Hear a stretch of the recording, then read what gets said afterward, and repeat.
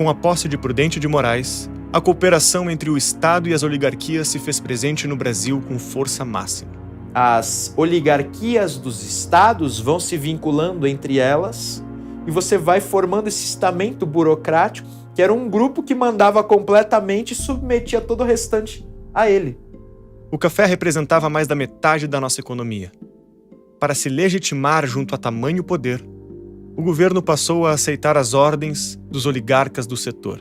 Tinha muito a ver com a anomia que se instalou, uma vez que a coroa, unidade simbólica, e o poder moderador saem de cena. E é isso que segura as elites oligárquicas das regiões. Então, começa a ver um duelo clânico. Era um duelo de famílias, de clãs, as oligarquias se enfrentando. A política do Brasil na República Velha é isso, é um duelo de clãs. O conluio entre as forças políticas e econômicas virou uma lei tácita. Do café do início do século passado às empreiteiras do novo milênio, pouca coisa mudou. Mas o fato é que um grande sistema de corrupção e troca de favores se instalou. As relações de promiscuidade entre poderosos passaram a ser a regra. Os barões do café de São Paulo e Minas Gerais, principais produtores da commodity, eram apoiados pelas oligarquias dos outros estados da federação. Juntos, todos defendiam seus interesses perante o governo federal. Este, por sua vez, tratou de se acertar com as esferas estaduais, chegando ao acordo de que não interferiria nas políticas locais, desde que recebesse o devido apoio dos governadores. Finalmente, no âmbito municipal, o conluio era forçado, a cabresto. Os grandes latifundiários, conhecidos como coronéis, possuíam um controle político de uma determinada região. O coronelismo nada mais é do que uma pessoa ter nela mesma um poder social. O coroné. Olha isso. O voto era secreto e era declarado em voz alta, o que permitia a pressão dos coronéis sobre os eleitores para que votassem em seus afiliados políticos. O cara tem um poder que ele amplia em toda a sua área de atuação, o seu círculo de latência, a sua mão tá. E a sua mão tá e vai dizer para quem que o cara, o fulano de tal, vai votar, para manter essa estrutura. Os coronéis, como título formal, já havia durante o Império, mas o poder, a relevância, né? Aquela coisa ruim que a gente aprende depois nos livros de história, só aconteceu depois do fim do Império Brasileiro. Antes, eles eram muito controlados e enquadrados pelo imperador. Além da coerção padrão, outros expedientes eram utilizados: compra de votos, votos fantasmas e até mesmo violência física. Tudo isso azeitado com o dinheiro que vem basicamente do nosso único grande produto, que é o café. Essa república nossa, que mais tarde vai se chamar República Café com Leite, ela é azeitada com dinheiro que vem do campo, que mantém a estrutura política, que vai manter a mesma ideia do dinheiro que vem do campo. Cadê o industrialismo aí? A industrialização está onde? Não está.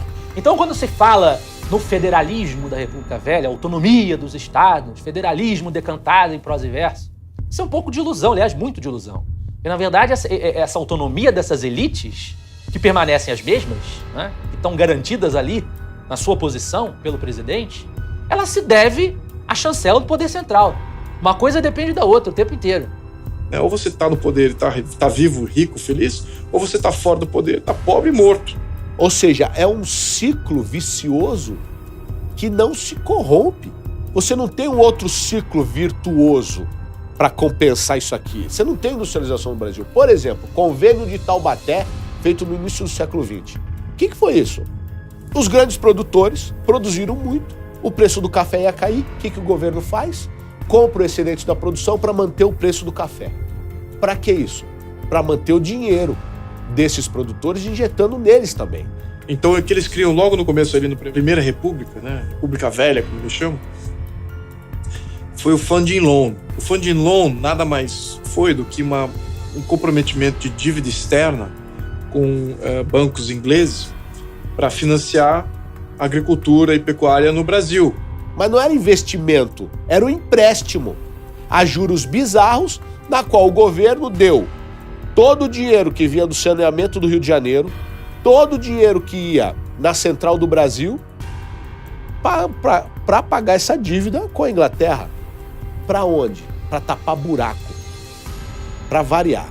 Nós estamos sempre correndo atrás do próprio rabo nessas questões. Pessoas que queriam desenvolver a indústria no Brasil ficaram extremamente limitadas, porque o Brasil já estava comprometido em dar garantia aos oligarcas da pecuária e do café.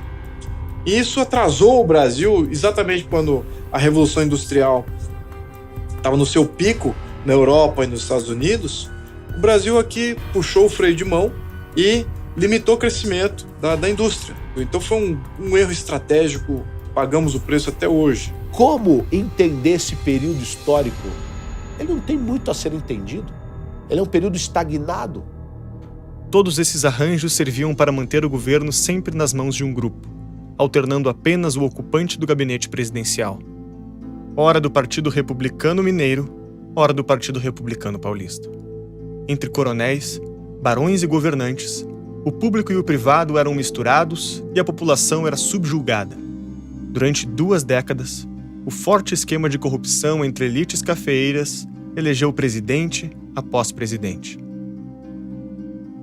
O acordo garantia que as oligarquias estaduais apoiariam sempre o mesmo candidato, dando continuidade às políticas que os beneficiavam. Você não tem mais o partido moderador, que é o partido do imperador. Agora você tem o partido do quê? Do presidente da República, que esse presidente pode ser mineiro ou pode ser paulista. Fica aí a estrutura. Não muda, não se altera. A República Oligárquica seguiria por muito tempo impávida e colossal, não fosse um desentendimento no núcleo de comando. A escolha do candidato governista para as eleições de 1930 mudaria os rumos da nossa história política. O acordo dizia que o próximo presidente seria indicado pela elite mineira, pela oligarquia mineira. Tinha até um nome, era o governador de Minas Gerais da época. Washington Luiz vai lá e diz, não, meu candidato é Júlio Prestes. São Paulo vai manter a política que eu estou fazendo, em nome da minha política eu vou indicar. Ele indica Júlio Prestes.